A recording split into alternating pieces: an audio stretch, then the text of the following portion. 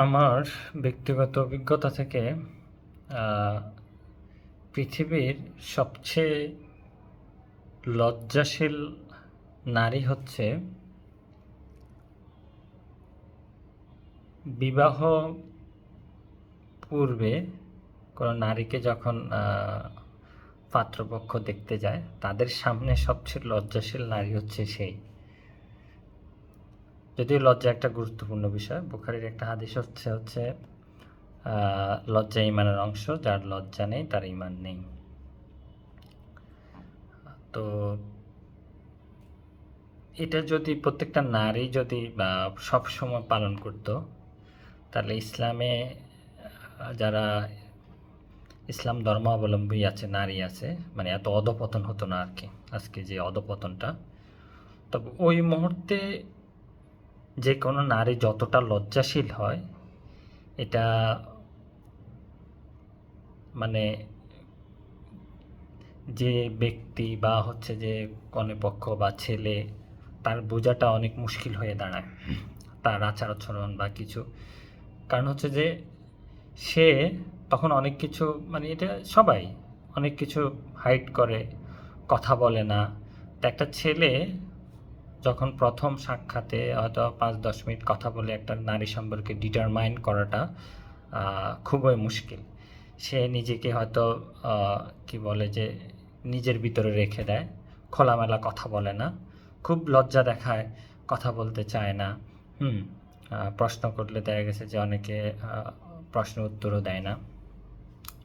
তো এটা কিন্তু একটা ছেলের জন্য বা কোনো পক্ষের জন্য খুবই মানে অ্যারেঞ্জ ম্যারেজটা এখন খুবই কঠিন হয়ে গেছে। কারণ হচ্ছে যে আপনার সম্পর্কে সে যখন কোনো কিছু আঁচ করতে পারে না যে আপনি কি চঞ্চল না নীরব, আপনার ভিতরে কি আছে, খোলামেলা কথা বলেন না, নিজের সম্পর্কে সব কিছু খুলে বলেন না, এটা মুসলিম হিসাবে মিথ্যা আশ্রয় নেওয়ার মতো আর কি, যে আমরা খোলামেলা কথা বলি না।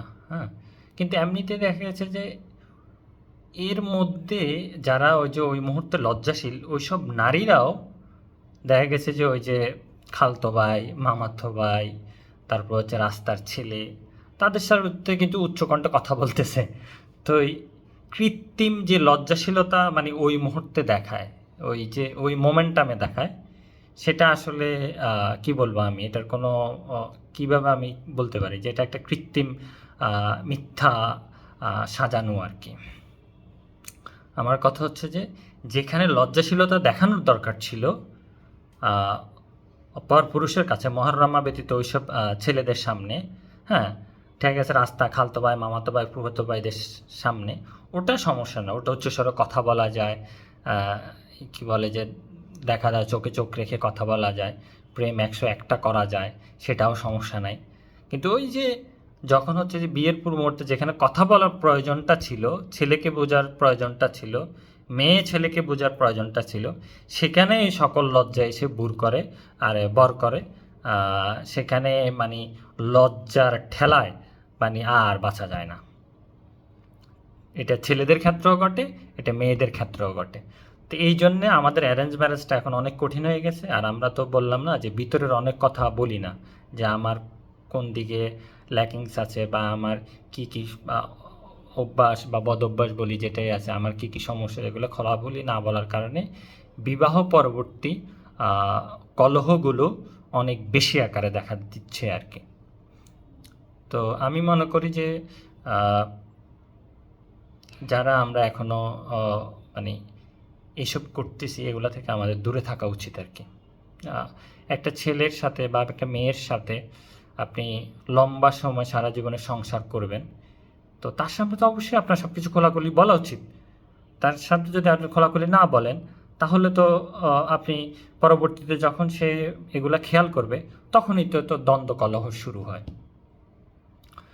যাক, তো আল্লাহ আমাদের সবাইকে হেফাজত করুক, সত্য বলার যে সৎ সাহস এটা সবাইকে দিক আর কি। আসসালামু আলাইকুম, ফি আমানিল্লাহ।